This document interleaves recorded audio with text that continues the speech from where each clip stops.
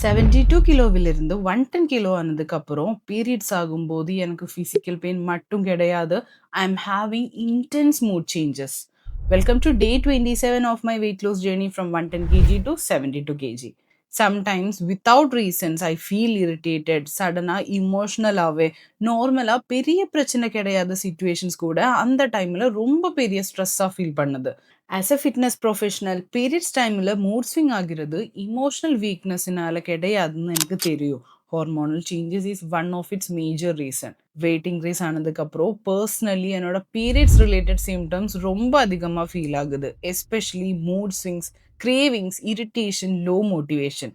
ஆனா over weight ஆயிருக்கிற பல கேர்ள்ஸும் சைலண்டா இதை ஃபேஸ் பண்றாங்கன்னு எனக்கு தெரியும். அதனால இப்ப பீரியட்ஸ் டைம்ல எனக்கு ஏன் இப்படின்னு நினைக்கிறதுக்கு பதிலா என்னோட பாடி என்கிட்ட என்ன கம்யூனிகேட் பண்ணதுன்னு புரிஞ்சுக்க தான் நான் ட்ரை பண்றேன். Because weight loss journey is not only physical transformation, it's mental, hormonal and emotional journey கூட. உங்களுக்கும் ரியலிஸ்டிக் அண்ட் சயின்டிஃபிக்கலி பிளான்டான வெயிட் லாஸ் ஜேர்னி ஃபாலோ பண்ணணும்னா message plan to this WhatsApp number.